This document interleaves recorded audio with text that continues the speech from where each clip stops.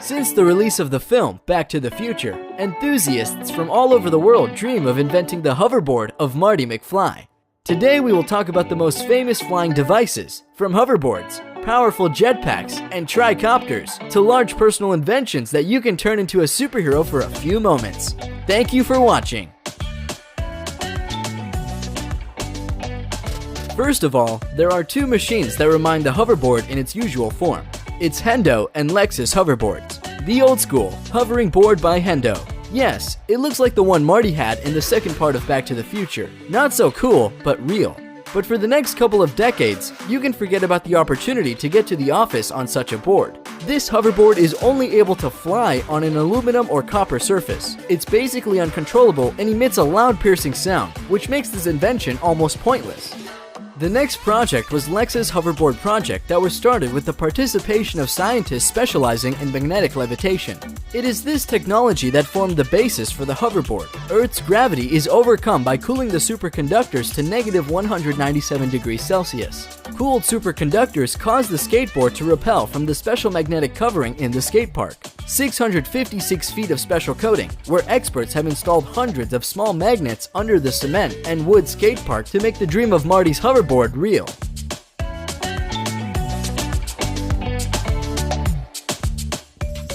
Now, we turn to the list of real jetpacks. And the first among all is Jetpack Aviation's JB9, that bills itself as the world's only jetpack. The device can carry a total of 10 gallons of kerosene and uses small-scale airplane engines mounted to each side that provides upward thrust. These engines mix ambient air with their exhaust gases to bring temperatures down to a comfortably warm airstream that can keep users floating in the air. David Mayman, the Australian inventor of JB9, debuted his device by flying it over the Hudson River and around the iconic New York landmark. On the left hand, I've got a twist grip controlling yaw, says Mayman. If I turn my hand to the left, I spin to the left. You'll see some little yaw vanes at the bottom of each engine, a little cup that tilts backward and forward. To go forward or backwards, which requires pitch, effectively what I'm doing is pushing both handles down. That'll make me go forward. With JB9, you can take off and land from absolutely vertical. You can get an initial climb rate of 500 to 1,000 feet a minute and a speed of 60 miles per hour. So if you can imagine walking out your front door and being able to take off from your porch, it can be real today. But pilot David Mayman and creator Nelson Taylor went further. In 2016, he presented the new jetpack JB10. David Mayman, the Australian pilot of the JB9, debuted his new JB10 by flying it over the Principality of Monaco. Powered with two engines that produce more than 1,000 horsepower, the new device can gain the horizontal speed of up to 120 miles per hour. JB10 can stay airborne for 15 to 20 minutes and reach altitudes of over 10,000 feet. Unbelievable for a device of the future. Unsurprisingly, all this gyroscopically balanced truck-sized vector thruster technology isn't cheap. Jetpack Aviation plans to start selling the JB10 in 2019, but to get your hands on one, you'll need to shell out about $250,000. Amazing real-life Iron Man suit that actually flies. Meet Richard M. Browning, the ex-soldier who's created an amazing working jetpack. What's it like to fly in a real-life Iron Man suit? According to the inventor of this incredible working prototype, it's like riding a bicycle in 3 dimensions. 38-year-old Browning has developed the suit in his garage in Salisbury over the past 10 months. Propulsion comes from 6 miniature jet engines, similar to those used in jet-powered model airplanes, which are mounted on the arms and the lower back. The suit can fly in most locations, Richard says. Despite being capable of flying at several hundred miles per hour and at thousands of feet, Browning is currently exercising a bit of restraint.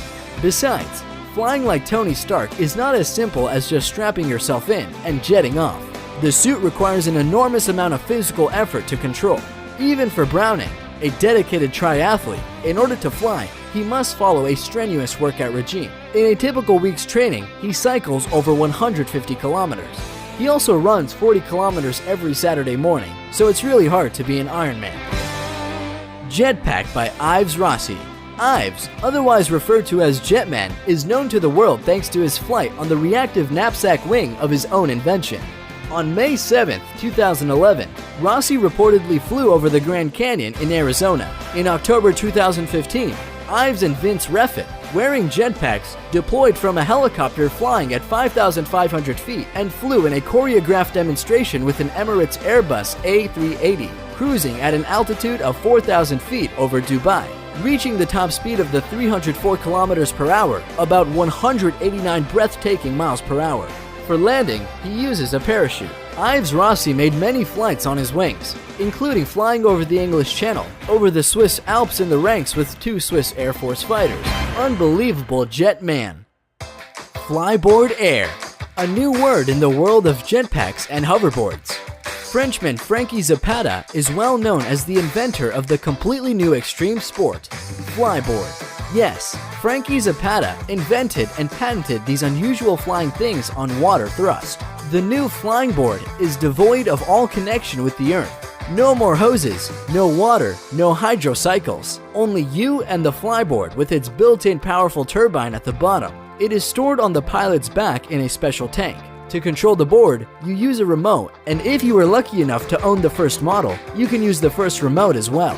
The flyboard is capable of lifting a person to 9,800 feet in height, and the flight time doesn't exceed 10 minutes with a full tank.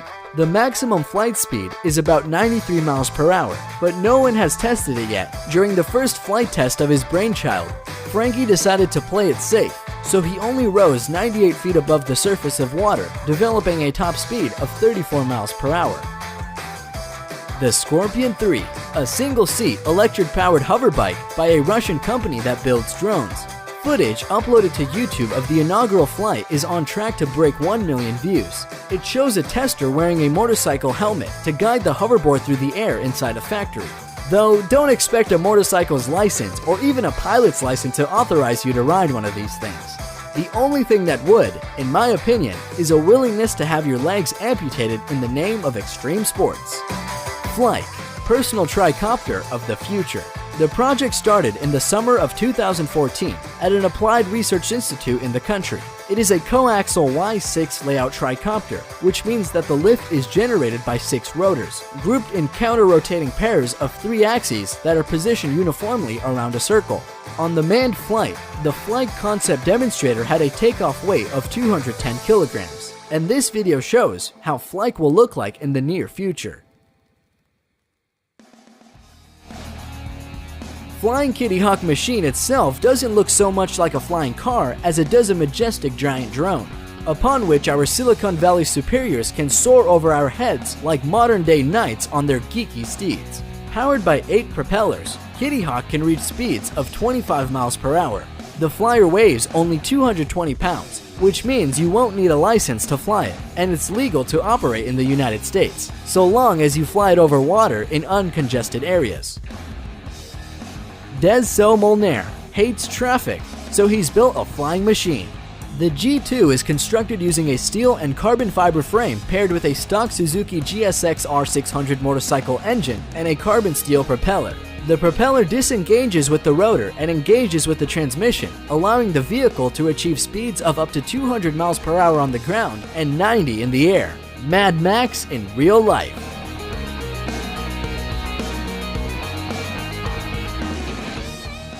Arca board. Inspired by the same film, developers constantly propose new ways of construction flying gadgets. Unlike its predecessors, the Arca board is able to soar above any unruffled surface. Actually, it has a weird appearance. Arca board looks like a concrete slab. Arca Corporation deals with development and production of space rockets, so the basis for creating flying board is the energy created by the motors.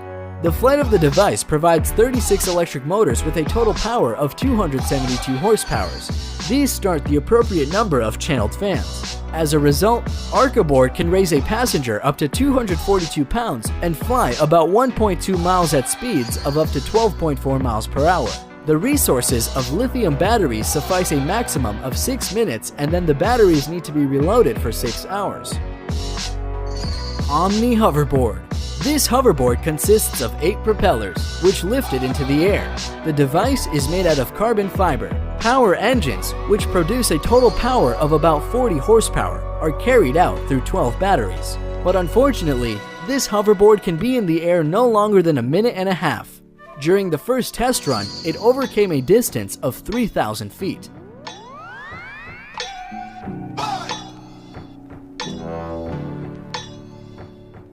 Flying Bike by Colin Furze. A levitating bike that does not fly as low as some previous models, but this design is worth the attention.